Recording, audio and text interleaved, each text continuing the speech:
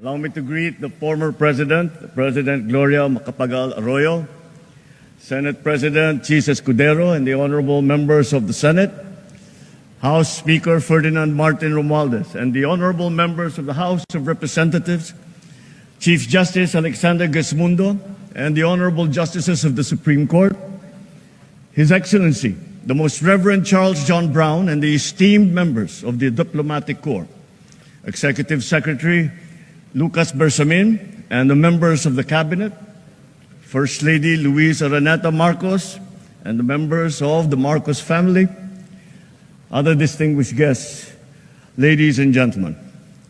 First of all, allow me to congratulate the newly elected and re-elected 12 senators and 314 district and party list representatives of Congress. Mga kababayan, magandang hapon po sa inyong lahat. Makasaysayan ang katatapos na halalan nitong Mayo. Kaya pinaparating ko ang aking buong pusong pagpupugay sa ating mga kababayan, lalo na sa mga kabataang botante. Sa atin lahat dito, isang tabi na natin ang ating pagkakaiba at magkasundo na sa tatlong bagay na nagbibigkis sa atin. Sa ating pagiging Pilipino, ang ating pagiging makabansa, at ang ating sinumpang tungkulin sa taong bayan. Malinaw sa akin ang mensahe ng naging resulta ng halalan. Bigo at dismayado ang mga tao sa pamahalaan, lalo na sa mga pangunahing serbisyo. Ang leksyon sa atin ay simple lamang. Kailangan pa natin mas lalong galingan. Kailangan pa natin mas lalong bilisan. Kung datos lang ang pag-uusapan, maganda ang ating ekonomiya, tumaas ang kumpiyansa ng mga negosyante. Bumaba ang inflation, dumami ang trabaho. Ngunit ang lahat ito ay palamuti lamang, walang saysay, kung ang ating kababayan naman ay hirap pa rin at nabibigatan sa kanilang buhay. Kaya sa huling 3 taon ng administrasyon, ibubuhos pa natin ang lahat-lahat, hindi lamang upang mapantayan, kundi mahigit pa ang pagbibigay ginhawa sa ating mga kababayan.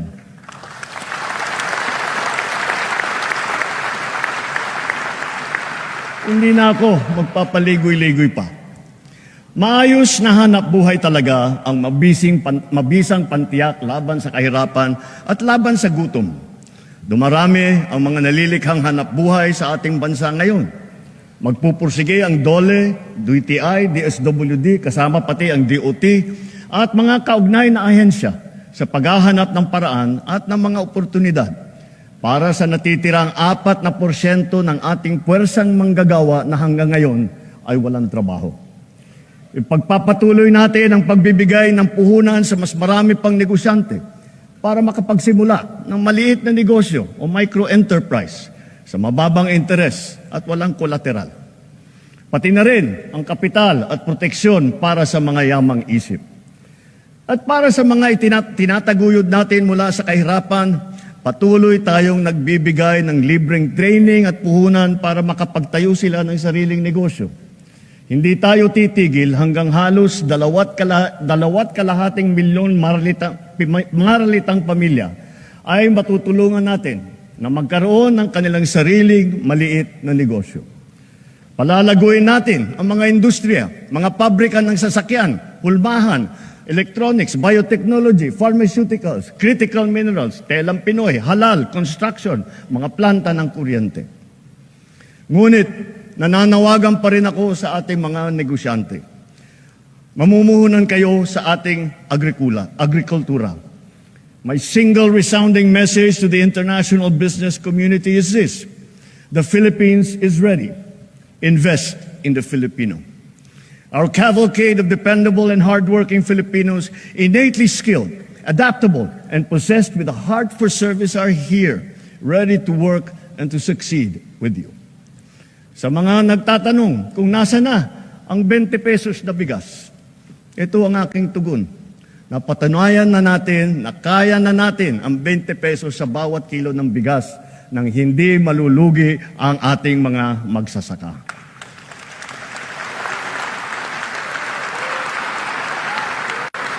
Kamakailan lamang ay matagumpay nating nailinsa dito sa Luzon, Visayas at Mindanao, kagaya sa San Juan, Pangasinan, Cavite, Occidental Mindoro, sa Cebu, sa Bacolod, sa Guimaras, Siquijor, Davao del Sur. At dahil sa ilalaan nating 113 bilyong piso upang palakasin ang mga programa ng DA, ilulunsad na natin ito sa buong bansa sa pamamagitan ng daan-daang Kadiwa Store at ibang lokal ng pamahalaan. Binabalaan ko ang mga trader na magtatangkang magmanipula ng presyo ng palay o ng bigas o manloloko ng mga magsasaka. Hahabulin namin kayo dahil ang trato namin sa inyong ginagawa ay tinuturing naming economic sabotage.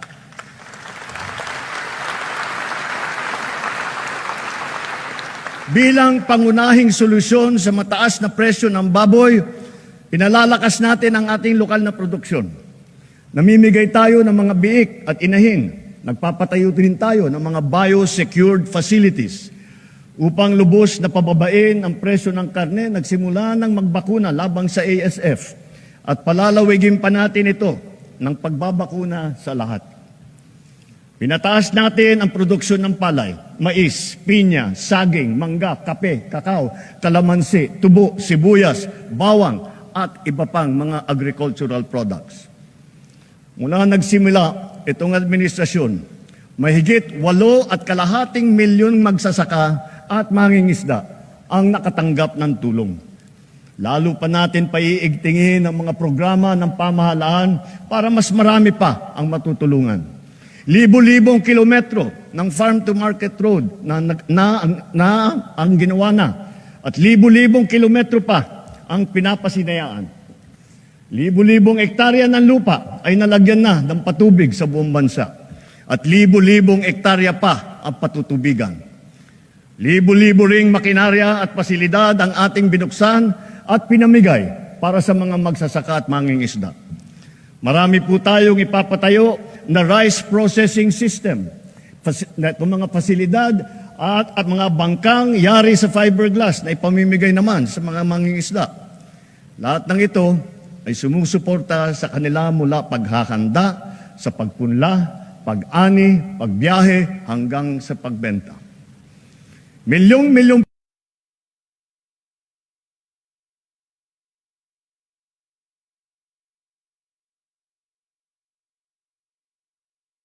hybrid at mataas na klaseng mga binhi ng niyog ang ating itatanim sa iba't ibang panig ng Pilipinas. At itutuloy natin ito hanggang 100 milyong ating maitatanim sa buong Pilipinas.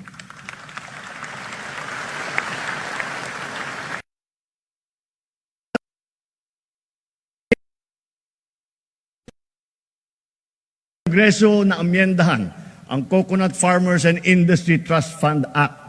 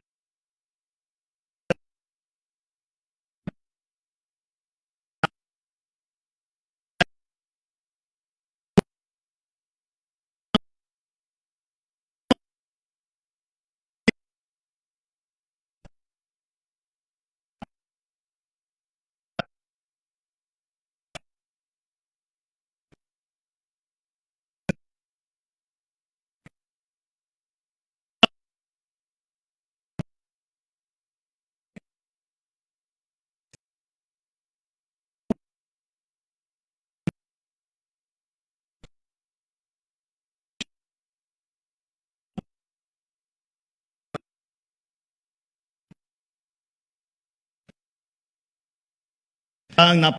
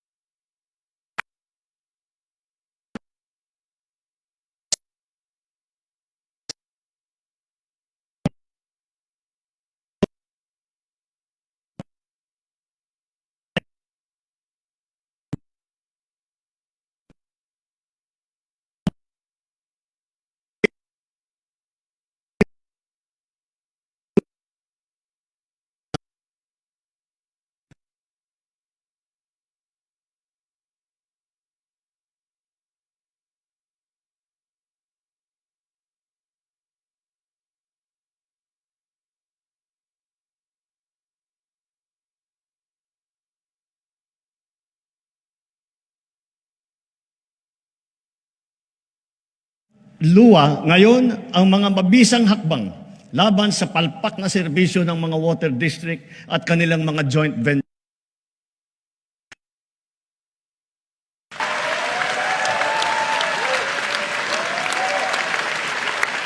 Titiyakin ng luwa na mailalagay na sa ayos ang serbisyo ng tubig ng milyong-milyong nating mga kababayan at gawin mas abot kaya naman ang presyo. Higit sa lahat, titiyakin natin mapapanagot ang mga nagpabaya at nagkulang sa mahalagang serbisyong publiko na ito.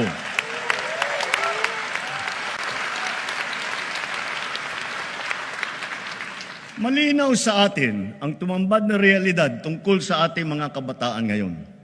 Ang kakulangan sa kaalaman at sa kakayahan, lalo na sa matematika, sa agham, sa pagbabasa at sa wastong pag-unawa.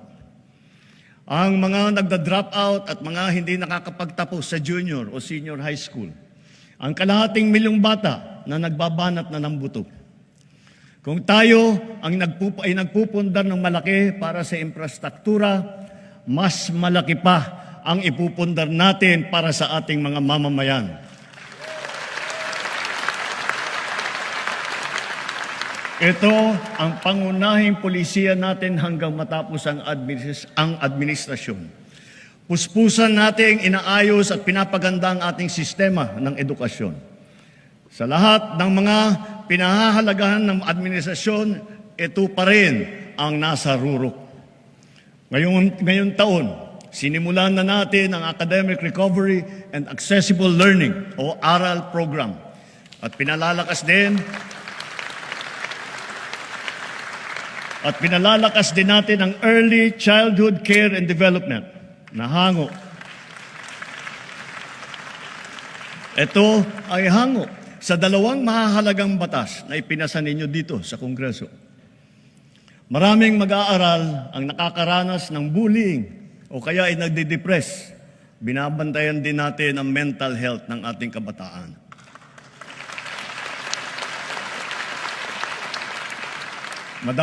Magdadagdag tayo ng mga school counselor na magsisilbing sanggunian at gabay nila. Naglaan tayo ng 1 bilyon para makapagtayo ng mahigit 300 barangay child development center at bulilit center sa buong bansa. At ang pinaka-priority na puok na malalayo. At pauna lamang yan, unti-unti nating tutugunan ang matinding kakulangan sa daycare center na nabinbin mula pa noong 1990.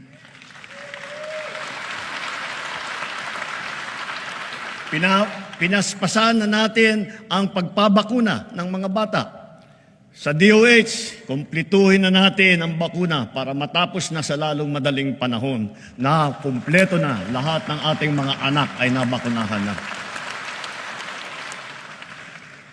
Sa ilalim naman ng bagong lunsad na Yakap Caravan, matitignan na ang kondisyon ng kalusugan hindi lamang ng mga mag-aaral, kung hindi pati na ang mga guro.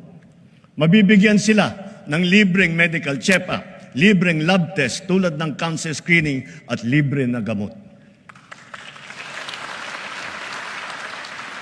Sa nakaraang 3 taon, halos 22,000 silid-aralan ang nabuksan na. Hihigitan pa natin ito dahil talagang nakakaawa ang ating mga mag-aaral. Hindi na natin dapat nabibitin ang oras nila sa klase dahil sa kakulangan ng classroom. Katuwang ng pribadong sektor, sisikapin nating madadagdagan pa ng 40,000 silid-aralan bago matapos itong administrasyon.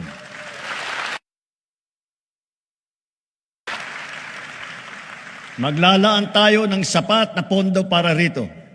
Alang-alang sa mga ating mag-aaral, hihilingin ko ang buong suporta ng ating Kongreso.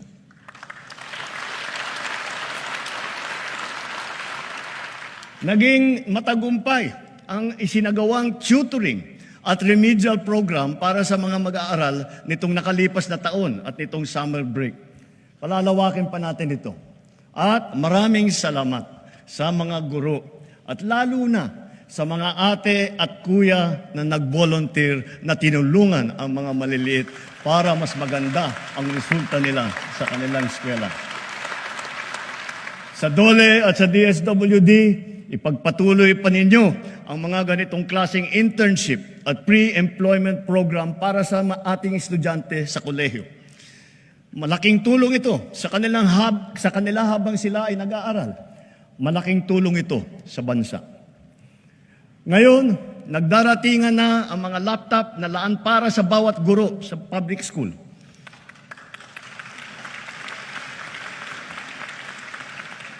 Tiniyak natin na walang anomalya sa pagbili ng mga laptop na ito.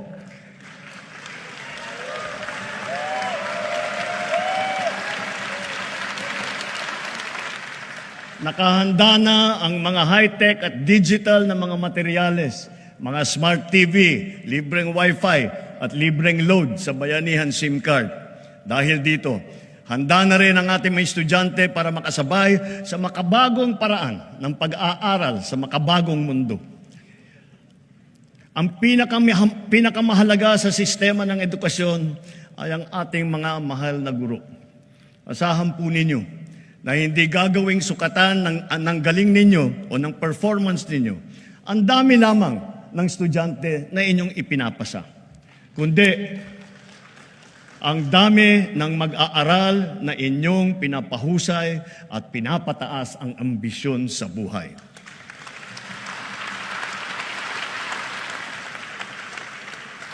Hindi tayo tumitigil maghanap ng mga paraan upang pag-aanin kahit paano ang inyong pasanin sa araw-araw.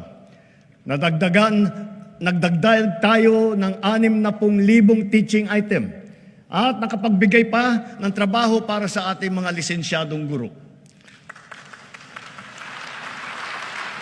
Tinanggal na natin ang halos 100 dokumentong kailangan ninyong atupagin noon na wala namang kinalaman sa inyong pagturo. Gagawin na rin nating digital ang mga natitira pang papel na kailangan ninyong asikasuhin. Para pwede na ninyong itong gawin online, diretso na mula sa mga bago ninyong laptop.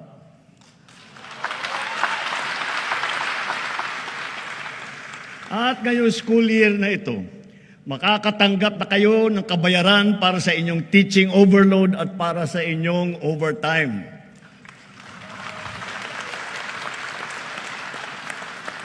Napatunayan na nating mabisa ang TechVoc. Kaya unti-unti nang pinapasok sa senior high ang TVET ng TESDA. Ibig sabihin nito, ang mag-aaral ng senior high school pa lamang makakapili na siya kung bookkeeping, agribusiness, electrical, graphic design ang kanyang napupusuang larangan.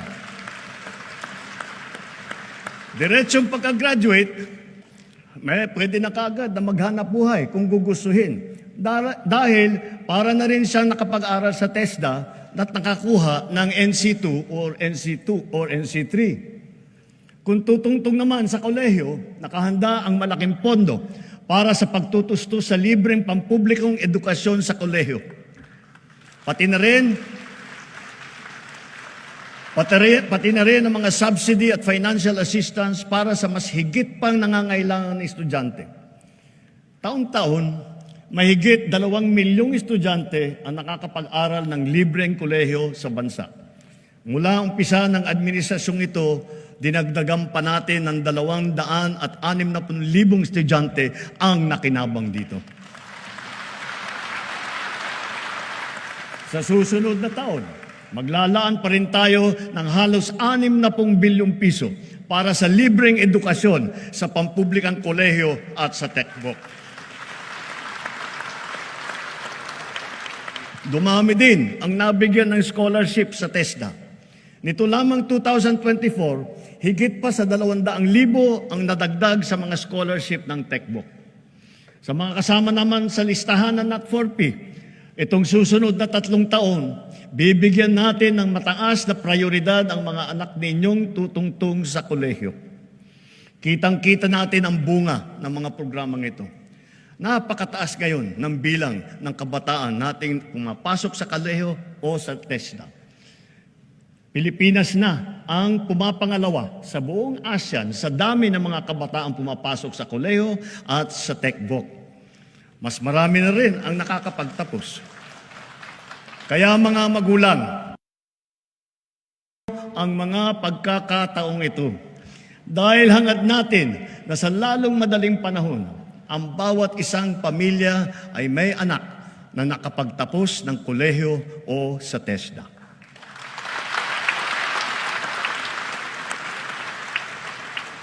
Kung kalidad lang din ang pag-uusapan, hindi nagpapahuli ang mga universidad at kolehiyo natin dito sa bansa.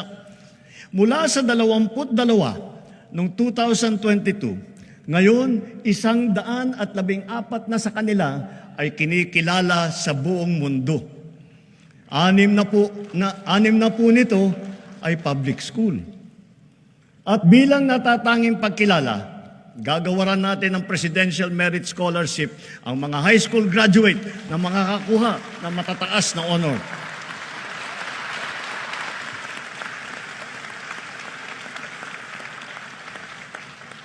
Walang humpay nating ipinapatupad ang mga programa sa pagsusugpo sa kahirapan at patungkol sa kalusugan at nutrisyon ng mamamayan. Tuloy-tuloy pa rin ang ating programang 4Ps. Hangad din natin na amyendahan ang batas ng 4Ps upang matiyak na talagang sapat ang panahon para maitaguyod ang kanilang paghihirap. Maitaguyod sila ang mga mahihirap. Mula nang nagsimula itong administrasyon, mahigit 5 milyong kabahayan ang nagbenepisyo sa conditional cash grant ng 4P. Mas maganda pa ang balita na sa 3 taon, halos 1.2 milyong pamilya ang gumanda na ang buhay. Kaya nakakapag-graduate na sa program ng 4Ps. Batid natin lahat ang mga kababayan natin na namumuhay sa lansangan. Sila ang pinakanangangailangan ng tulong ng pamahalaan. Sa ating mga LGU, hanapin ninyong lahat, na ipasok silang lahat sa 4Ps at sa iba pang mga programa ng DSWD. Para naman, maitaguyod natin sila at magsimula na ang kanilang paglakbay tungo sa pag-unlad ng kanilang buhay.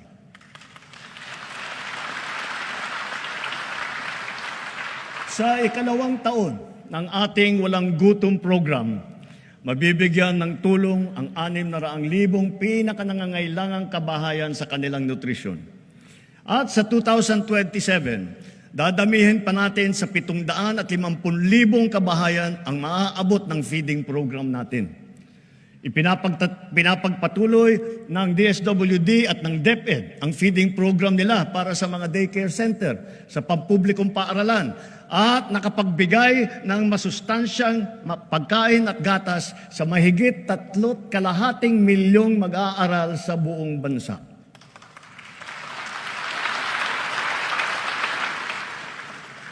Dahil alam naman natin, basta't may laman ang tiyan, may laman ang isipan.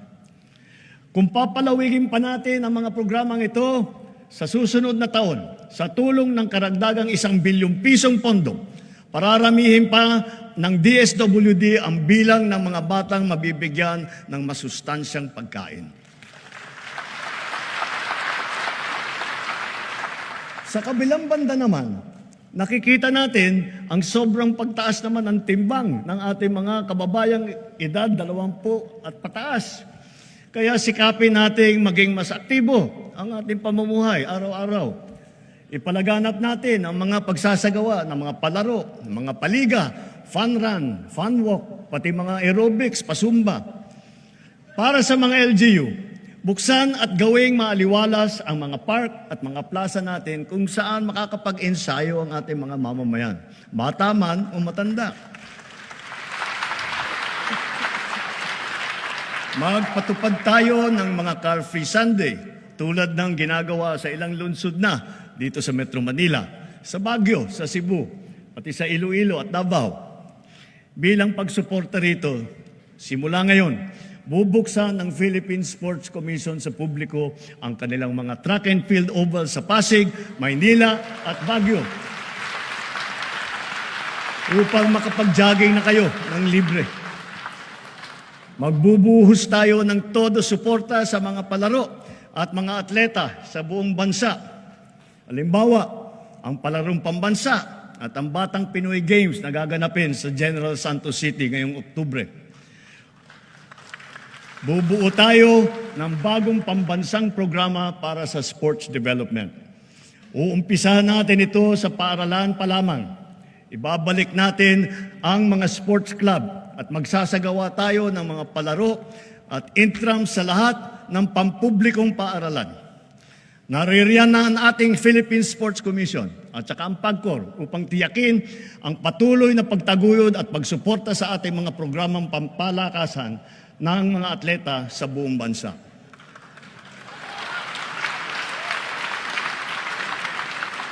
Dahil sa mga ito, ang ating kabataan ay maagang namumulat sa sport, humuhusay at tumataas ang kumpiyansa.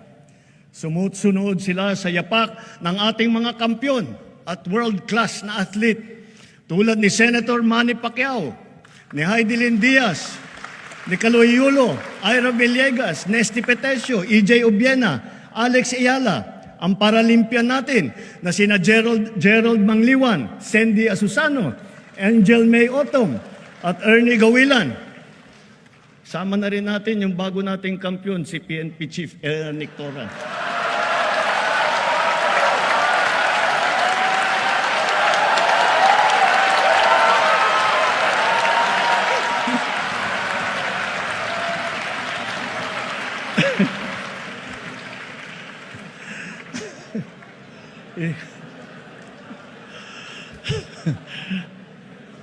Gulat si Chief PNP. At siyempre, pati pa ang ating kampyon sa Asian Winter Games, Philippine Men's Curling Team. Akalain mo nga naman, walang winter dito sa Pilipinas. Napatunayan pa rin natin na kaya natin maging kampyon sa Winter Games. Kilalanin natin ang mga atleta na umani ng karangalan para sa Pilipinas.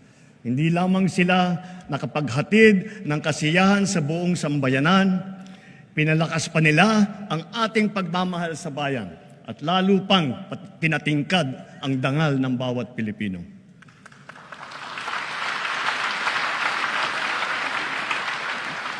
Dito sa atin, mahal magkasakit. Mahal ang gamot. Kulang ang paggamutan. Walang doktor, lalo na sa mga liblib ng mga bayan. Kaya mula nang nagsimula ang administrasyon, ito ang tinutukan natin, kasama ng edukasyon at pagsugpo sa kahirapan. Sa loob ng 3 taon, pinarami natin ang mga pampublikong ospital at specialty center. Nariyan na rin ang 53 bukas center sa 32 lalawigan sa bansa. May libreng check-up, x-ray, lab test at iba pa. Ito ay para sa agarang serbisyong outpatient na hindi na kailangan magpa-confine pa sa ospital. Asahan ninyo, marami pa ang ating bubuksan na bukas.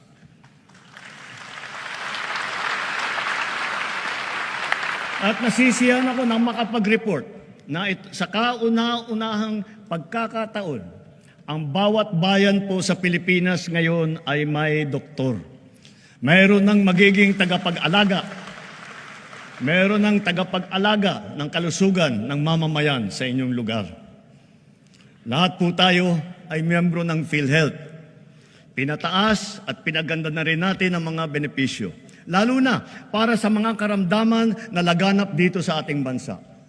Kapag kayo po o ang inyong kapamilya ay may sakit sa puso, huwag po kayong mag-alala. Covered na po sa PhilHealth ang pagpapagamot ninyo para sa atake sa puso, sa open heart surgery, heart valve repair o sa replacement. At may cancer assistance fund po tayo. Pandagdag para sa pagpapagamot ng mga cancer patient natin. May pondo rin para sa bakuna laban sa human papilloma virus na nagiging sanhi ng maraming klase na cancer. Para naman sa ibang klase na cancer na hindi sakop ng PhilHealth, meron po din tayong nilaang 1 bilyon at 700 milyong piso para pambili ng mga kinakailangang gamot para sa ating mga pasyente.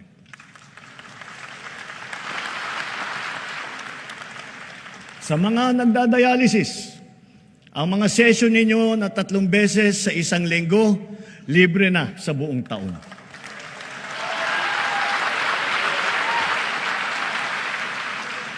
Libre na rin po pati ang mga kinakailangang mga gamot. Kung kakailanganin man ng kidney transplant, inakyat na natin ang limit hanggang 2,100,000 piso mula sa dating 600,000 piso. At ngayong taon, covered na rin ng PhilHealth ang mga serbisyo at gamot pagkatapos ng operasyon ng kidney transplant. Kung kailangan talaga na magpa-transplant, huwag po kayong matakot sa gastos dahil sagot na ng PhilHealth. At kung magkakasakit na malubhang dengue ang inyong anak, itinaas po natin sa 47,000 piso ang sagot ng PhilHealth.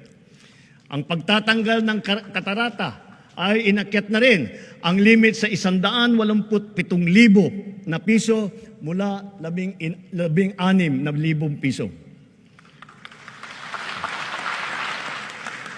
Pati ang mga sari-saring serbisyong outpatient kasama rin po ngayon ang PhilHealth. Kapag may kailangan kayong dalhin sa emergency, huwag po kayong mag-atubiling itakbo sa ospital. Covered na rin po yan ng PhilHealth. Kapag lumabo ang mata ng inyong anak at kailangang magpasukat ng grado, pati na rin ang pagpapagamot nila laban sa malnutrition, ito rin ay covered na rin ng PhilHealth. At para sa mga PWD, sakop na rin ng PhilHealth ang inyong therapy at rehabilitasyon, pati na rin ang mga mahahalagang kagamitan pang-suporta para sa inyo. Pinabibilis pa natin ang proseso ng pagbayad ng PhilHealth sa mga ospital at mga klinika para naman siguradong maayos at hindi naaantala ang kanilang serbisyo sa mga pasyente. Maaasahan pa rin ng mga pasyente ang medical assistance program kung kulang ang pambayad sa ospital. Mula pumasok ang administrasyong ito, nakapaghatid ito ng tulong sa higit 11.5 milyong Pilipino. Higit sa lahat, padadaliin pa natin ang proseso ng medical assistance dahil ipapasok na po ito sa ating eGov app. Mga kababayan, asahan po ninyo, Asahan po ninyo, ginagawa nating lahat para matulungan kayo na magpapagaling at lumakas. Ngunit batid natin ang mga realidad sa mga pampublikong ospital. Kanya-kanya ang bili ng medical supply. Kanya-kanyang lakad ng medical assistance para sa bill na hindi kayang bayaran. Kaya sa lahat ng aking binanggit na mga haligi na itaguyod na natin, ang bahaging sasagutin ng PhilHealth, ang sari-saring pondo na pamahalaan para sa medical assistance kagaya ng MAIP, PCSO at PAGCOR, at ang karagdagang pondo na ibibigay pa natin sa mga DOH hospital, areglado na ang lahat sa ospital pa lang. Wala nang kailangang pampuntahan o lapitan pa. Ito po, itinuloy na po natin ang zero balance billing. Libre po.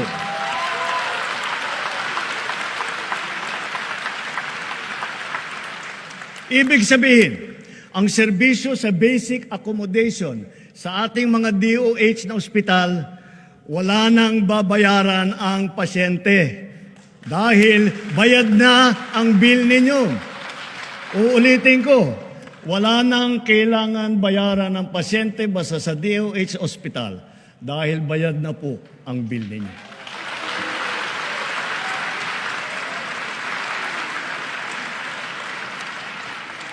Asahan ninyo, magpapatuloy ang malawakang programang pang-infrastruktura ng administrasyon. Ang mga naglalakihang proyekto ay nakalatag sa buong kapuluan. Mga daan, tulay, tren, paliparan, pantalan, patubig at murang pabahay. Ilan dito matatapos ngayong administrasyon na ito. Ang iba naman makukumpleto pa at mararamdaman ang dalang ginhawa pagkatapos pa ng aking termino. Nagpupundar po kasi tayo para sa kinabukasan. We are not building only for today. We are building also for tomorrow.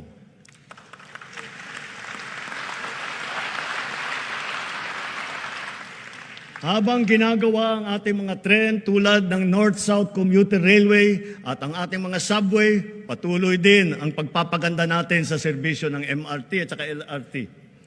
Ang dating 20% diskwento sa LRT at MRT para sa PWD, sa senior at sa estudyante ay tinaas na natin sa 50% na diskwento.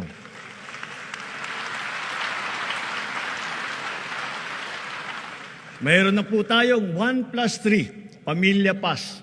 Ito ay tuwing linggo para naman may konti pang matitipid ang pamilya sa kanilang pamamasyal at sa kanilang pagsimba.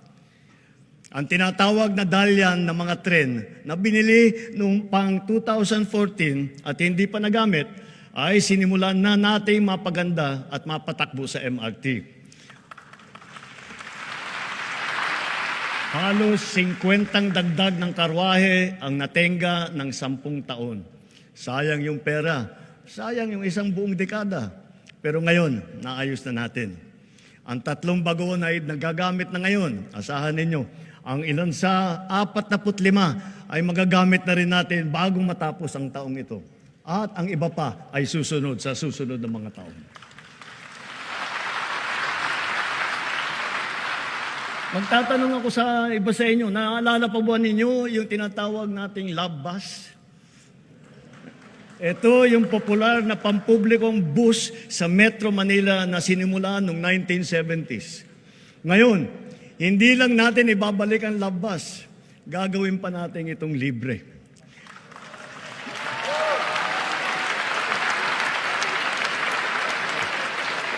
Pauna pa lamang, pilot testing pa lamang yung nasa Davao at sa Cebu. Susundan pa ito ng ibang mga lugar sa Visayas at sa Mindanao. Bago matapos ang taon, magsisimula na ang Bataan-Cavite Interlink Bridge. Ang tulay na ito ay 32 kilometro ang haba na tumatawid na ang Manila Bay. Sabit. Kung ang biyahe ngayon mula Mariveles hanggang Naik ay umaabot ng 5 oras, balang araw ito ay magiging 45 minuto na lamang.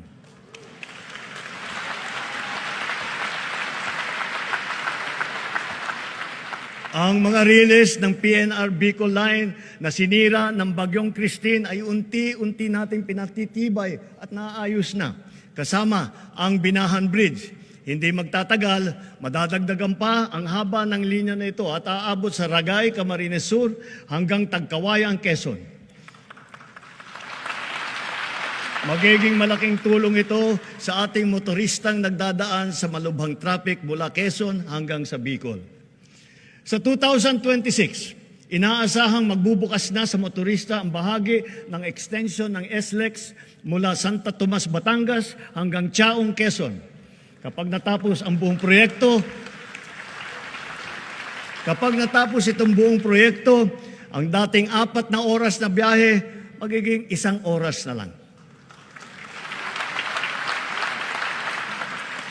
Kaya inaatasan ko ang DOTR at DPWH na bantayang mabuti ang mga proyekto sa kahabaan ng Quezon patulak ng Bicol at tiyakin tama ang kalidad, matibay at nasa takdang oras ang pagtatapos. Ang Nalil-Sikiat Bridge na una sa 3 mahalagang tulay na ginagawa ngayon sa Tawi-Tawi, nabuksan na. Sa susunod na taon, ang tulay sa Malasa, Lupang Pula ay matatapos na rin. Higit sa lahat, kung may Luzon Spine Expressway Network Program, meron din naman tayong Mindanao Transport Connectivity Improvement Project.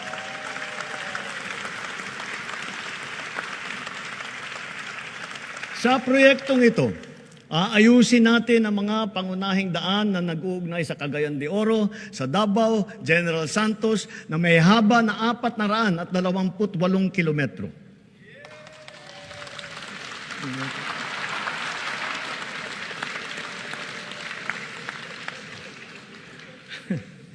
Ang rehabilitasyon ng tulay ng Guadalupe ay sukdulan ng ring sa Senado pa ako. Pinag-uusapan na ito. Hindi ko papayagan tumuwid pa ito sa susunod na administrasyon. Kaligtasan na ng publiko ang nakataya. Hindi po isasara ang Guadalupe Bridge. Gagawa muna tayo ng detour bridge sa magkabilang gilid bilang pansamantalaang daanan. Kapag nagawa na at nabuksan na ang detour bridge na ito, doon pa lamang sisimulan ang trabaho sa main bridge.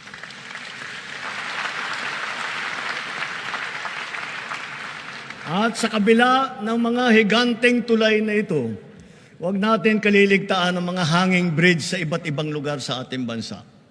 Mahalaga ang mga ito sa pang-araw-araw na buhay ng publiko, lalo na yung mga guro at ang ating mga estudyante. Ilan ang nababalitaan kong insidente na pagbagsak ng mga tulay na ganito. Halimbawa, yung nangyari sa Midsalip, Zamboanga del Sur at sa iba pang mga lugar. Kawawa naman ang mga kababayan natin walang kamalay-malay na nabiktima at nasasaktan. Na pawang mga batang mag-aaral at kanilang mga guro. Sa DILG, DPWH at OPAPRO, buntahan ninyong lahat ng mga ito at suriing mabuti ang kondisyon. Sa tulong ng pamana at iba pang mga programa, ayusin at kumpunihin nating agad lahat sila. Sa mga proyekto, hindi natin papayagan at palalampasin ang mga katiwalian sa pangangasiwa. Ang kapalpakan sa pagdisenyo at sa pagkakagawa, ang mababang kalidad at marupok na materyales, ang pagkaantala ng proyekto, at ang kapabayaan sa tamang pagmentina at pagkumpuni. Halimbawa, sa Kabagan, Santa Maria Bridge na sa Isabela, sinimulan noong 2014, ginastusan ng taong bayan ng 1 bilyon. 10 taon tinayo. Nung binuksan, ilang araw pa lang, giba na agad. Napakamahal. Ang tagal ginawa. Ang bilis na sira.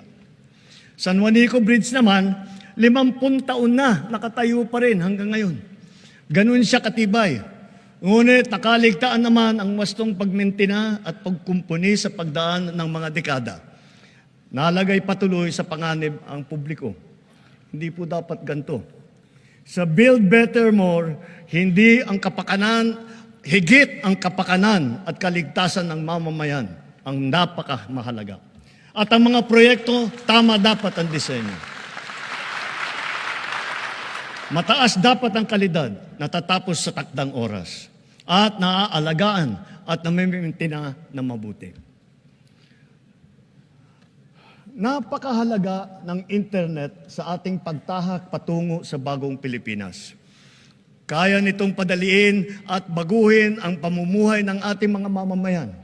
Hindi lang ito para sa may kaya o para lamang sa mga bata. Ito ay kailangan na ng lahat. Natapos na ang Phase 1, 2 at saka 3 ng ating National Fiber Backbone Project na magpapalakas at magpapabilis sa ating internet. Kasabay nito, patuloy pa natin pinalalawig ang libreng Wi-Fi sa buong bansa. Noong Hunyo ng 2022, mga 4,000 free Wi-Fi sites lang ang meron tayo. Ngayon, halos 19,000 ang free Wi-Fi sites sa buong bansa.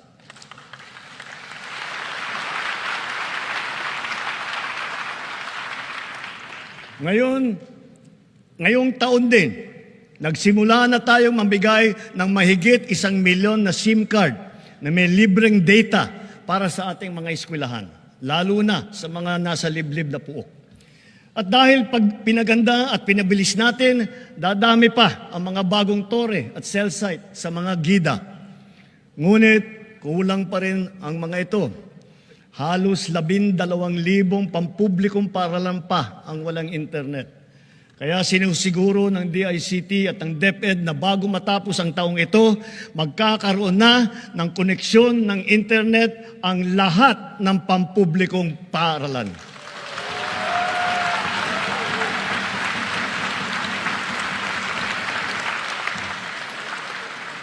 Mula nang inilunsad ito noong 2023, ang eGov app ay nagana, nagagamit at napapakinabangan ng ating taong bayan.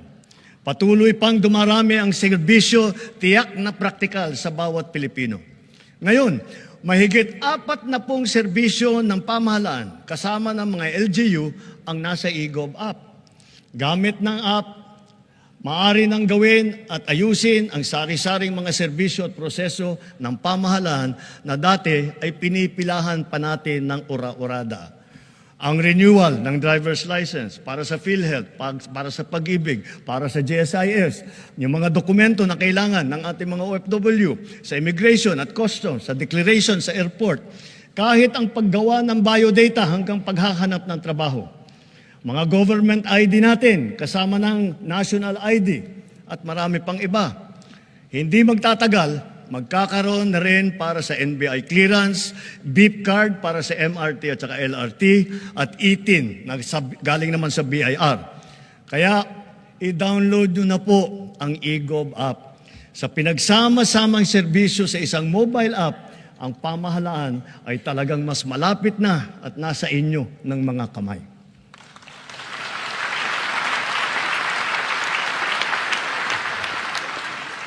Sa LTO, alam kong tapos nyo ang paghahabol sa paggawa ng mga plaka ng motor na nabinbin mula pa noong 2014. 11 taon.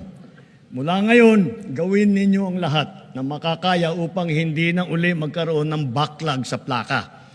Dahil kailangan bumawi sa publiko, tiyakin din ninyo na may lalabas na ang rehistro at ang plaka ng bagong sasakyan sa loob ng naipangako ninyong 3 araw.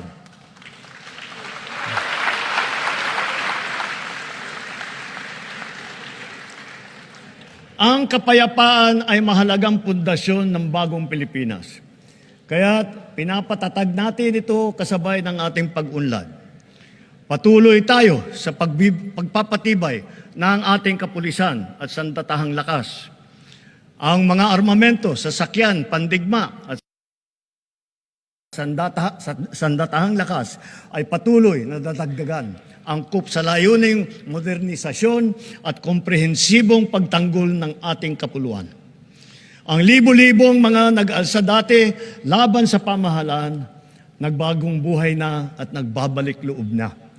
Tinataguyod natin kasama ang kanilang pamilya. Katuwang ang pribadong sektor, pinapaunlad din natin ang kanilang pamayanan at naglalatag tayo ng mga daan, patubig at marangal na hanap buhay. Bukod sa programang panghanap buhay, nagpagawa tayo ng mga health station, mga silid-aralan, mga water system, street light, na ngayon napapakinabangan ng mahigit 13 milyong Pilipino na ngayon ligtas na mula sa kaguluhan.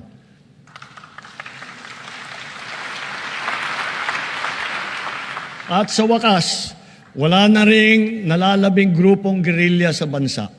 Titiyakin ng pamahalaan na wala nang mabubuo muli.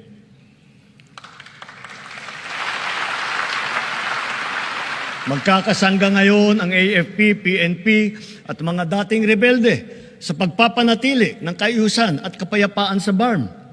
Kaya naman, ang lipunan natin ngayon ay mas mapayapa, mas mapangalaga rin sa karapatang pantao, anuman ang edad, kasarian, kondisyon o pangkat. Ngunit,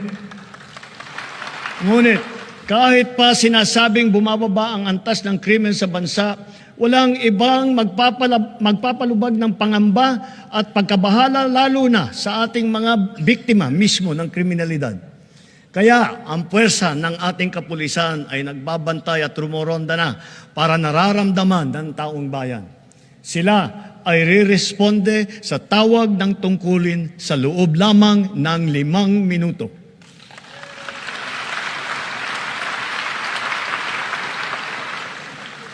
Nagtutulungan ang buong pamahalaan para lutasin ang mga kaso ng mga nawawala dahil sa walang pakundangang kagagawan ng mga sindikato sa likod ng madilim na mundo ng mga sabungan. Hahabulin at pananagutin natin ang mga utak at mga sangkot, civilian man o opisyal.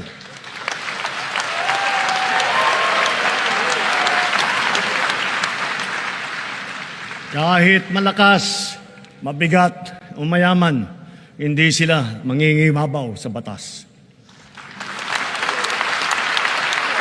Higit sa lahat, ipararamdam natin sa mga salarin ang bigat ng parusa sa karumal-dumal na krimen ng mga ito. Sa mga isinagawang pagsakote sa mga bodega at laboratorio at takang pagpasok, halos 83 bilyong pisong halaga ng droga ang nakumpiska na.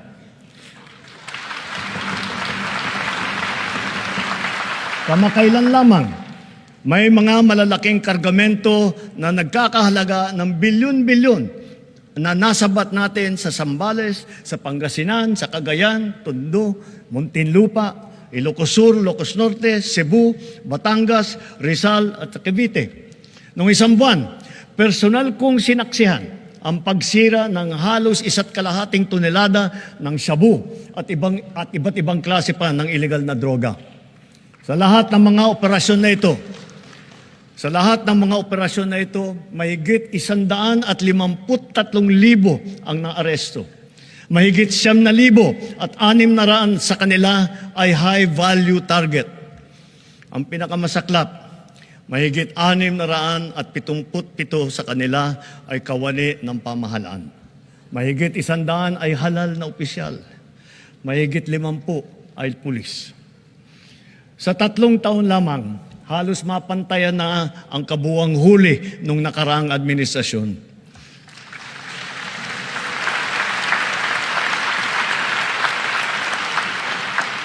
Sa kabila ng mga ito, tila nagbabalikan daw ang mga pusher. Kaya patuloy ang ating mga operasyon laban sa mga drug dealer, sila man ay big time o small time. Ngayon, masasabi natin na mataas na ang tingin ng buong mundo sa Pilipinas. Dahil maayos, patas at mahinahon tayong nakikitungo sa iba't ibang mga bansa. Tumutupad din tayo sa ating mga kasunduan at sa mga batas at panuntunan na pandaigdig na komunidad.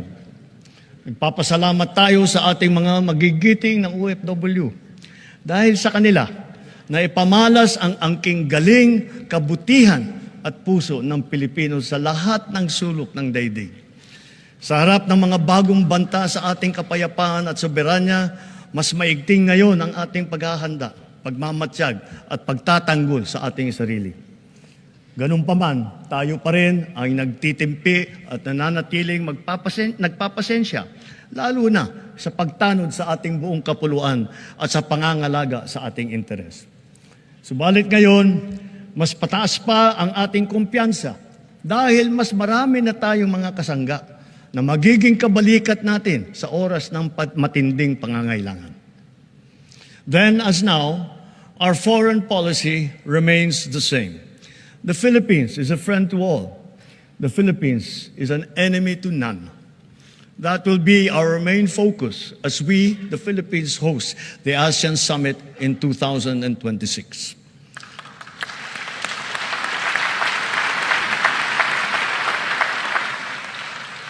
Para sa ating mga Pilipino, malayo man, malapit din, kasing sidhi ang paglingap natin sa ating mga kababayang nasa ibang bansa, lalo na ang nasa panganib at nagdadaan sa matinding pagsubok.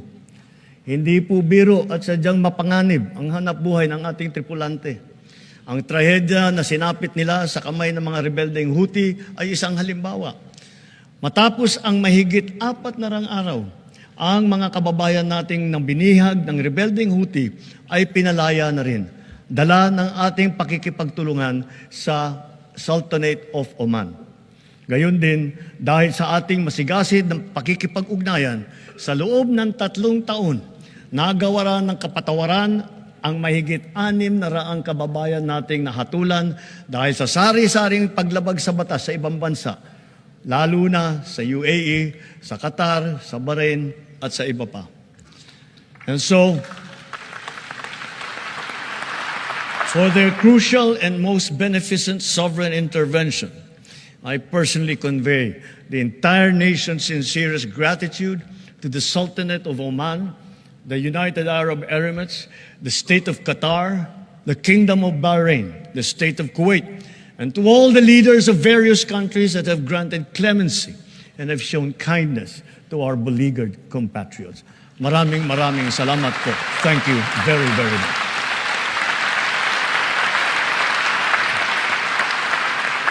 Masigasig din ang ating paghahanda at pagmamatyag laban sa banta ng sakuna at kalamidad, lalo na sa bagong normal at nagbabagong klima na nagbubugso na panahon.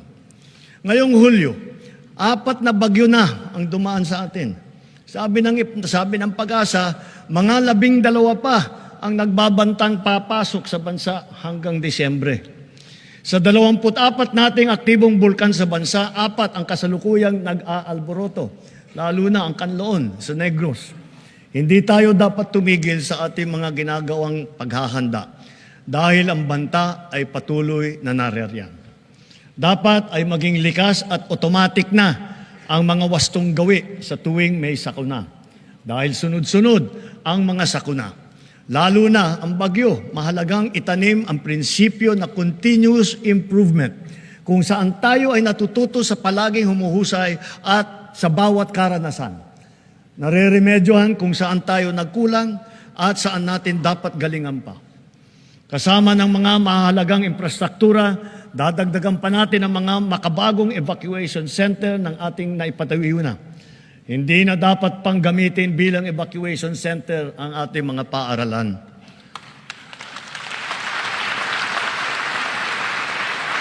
Ginagamit na natin ngayon ang mga makabagong teknolohiya, lalo na sa maaga at mabisang prediksyon. Mga Doppler radar, broadband seismic station, landslide sensor system ng Pag-asa, at saka fieldbox sa iba't ibang lugar sa bansa. Sa epektibong pagsasaklolo, nakakatulong ang mga mobile command and control vehicle ng DOST na ipinamahagi natin sa 11 LGU sa buong bansa. Sa ating mga kababayan, hindi magtatagumpay ang anumang paghahanda natin kung wala ang tulong po ninyo. Hiling din namin ang inyong kooperasyon, inyong disiplina, pagmamatyag at bayanihan bilang responsableng mamamayan. Kooperasyon sa mga malawakang ensayo, pagsunod sa mga babala at tagubilin, tulad ng agarang paglikas at pag-iwas sa mga danger zone. Disiplina, lalo na sa wastong pagtapon ng basura. Pagmamatyag sa bawat oras. Pagmamatyag sa bawat oras, bawat araw. Lalo na kapag may nagbabadyang hagupit na panahon sa pag-alam sa malapit na evacuation center, pakikinig sa totoong balita at pagtatalima sa mga alituntunin ng pamahalaan. Higit sa lahat, bayanihan sa pagdadamayan at pagtutulungan, lalo na sa mga nasalanta nating kapwa. Mahirap man, kailangan natin itong gawin. Kailangan natin magsakripisyo upang masiguro na nailayo natin sa kapahamakan ng ating mamamayan dahil mahalaga ang bawat buhay ng Pilipino.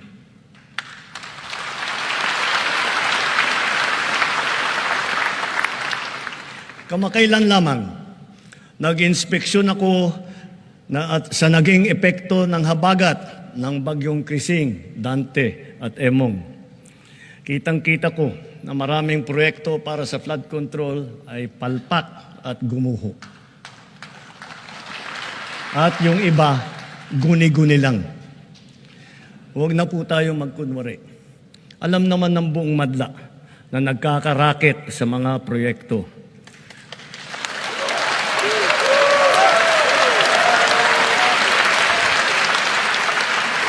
Mga kickback, mga initiative, errata, SOP, for the boys. Kaya sa mga nakikipagsabwatan upang kunin ang pondo ng bayan at nakawin ang kinabukasan ng ating mga mamamayan, mahiya naman kayo sa inyong kapwa Pilipino.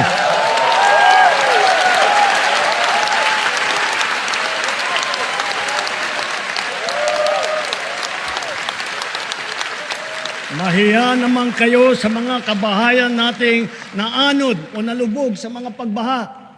Mahiya naman kayo, lalo sa mga anak natin na magmamana sa mga utang na ginawa ninyo nang binulsan nyo lang ang pera.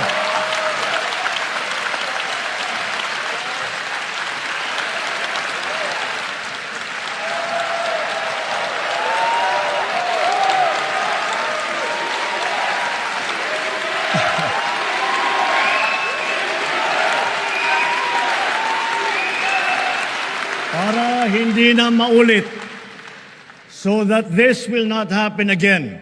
First, the DPWH will immediately submit to me a list of all flood control projects from every region that were started or completed in the last 3 years. Second, the Regional Project Monitoring Committee shall examine that list of projects and give a report on those that have been failures, those that were not finished, and those that are alleged to be ghost projects.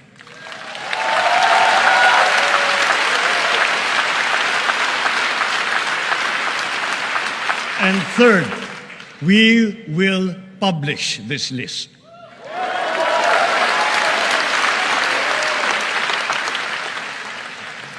Isa sa publiko natin ang listahang ito. Kaya ang publiko na saksi sa mga proyektong ito ay malayang suriin ang listahan at magbahagi ng kanilang nalalaman para makatulong sa ating investigasyon.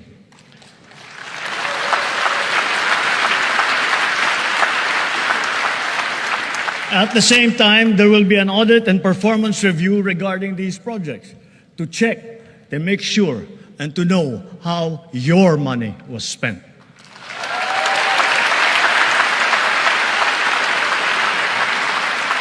Sa mga susunod na buwan, makakasuhan ang lahat ng mga lalabas na may sala mula sa investigasyon, pati na ang mga kasabwat na kontratista sa buong bansa.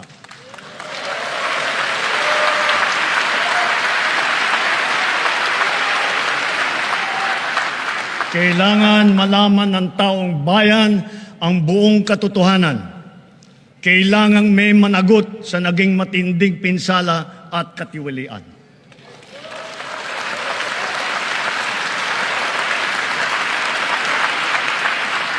Therefore, for the 2026 national budget, I will return any proposed general appropriations bill that is not fully aligned with the national expenditure program.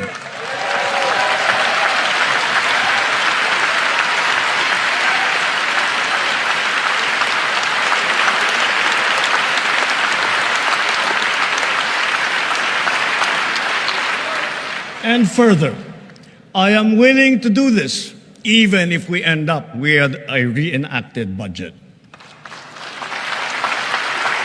Hindi ko aaprubahan ang kahit anong budget na hindi alinsunod sa plano ng gobyerno para sa sambayanang Pilipino. Mga kababayan, sa paghantong natin sa kalahati ng termino ng administrasyon, susuong tayo sa susunod na 3 taon. Dala-dala sa aking puso ang mga leksyon na natutunan ko mismo mula sa inyo. Ito ang nagbibigay sa akin ng bago at pinag-iba yung gana sa trabaho, sigla sa serbisyo at dedikasyon sa Pilipino.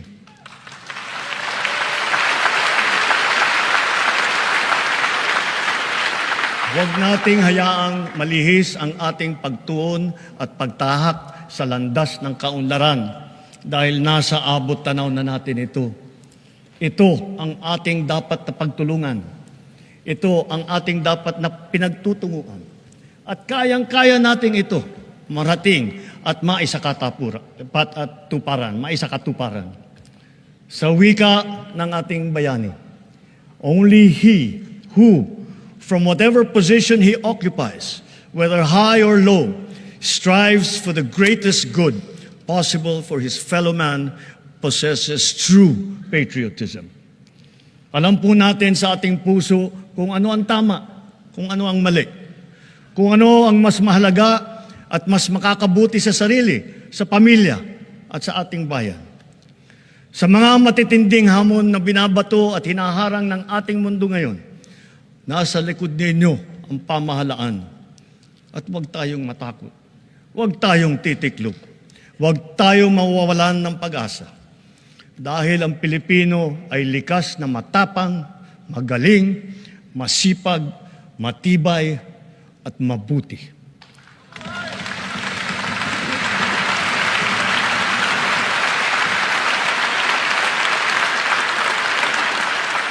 Mga kababayan, tayo ito. Tayo ang bagong Pilipino. Mabuhay po kayo at magandang gabi po sa inyong lahat.